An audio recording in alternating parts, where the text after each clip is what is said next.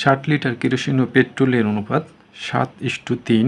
ওই মিশ্রণে আর কত লিটার পেট্রোল মেশালে অনুপাত 3:7 হবে?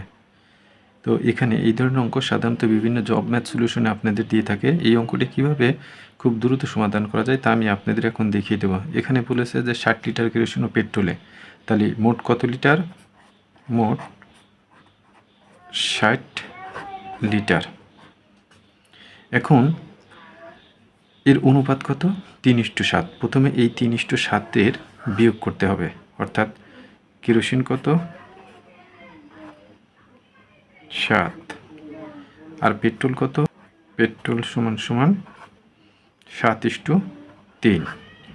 এখন এই 7 থেকে 3কে বিয়োগ করতে হবে, তাহলে 7 থেকে 3কে বিয়োগ করলে কত হচ্ছে?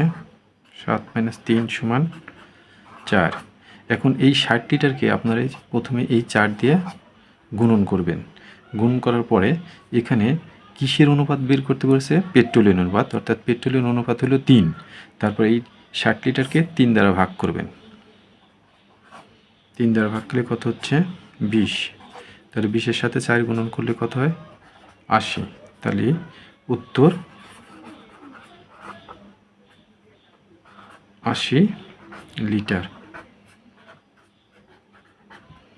অর্থাৎ আরও 80 লিটার পেট্রোল মিশালে অনুপাত হবে 3:7।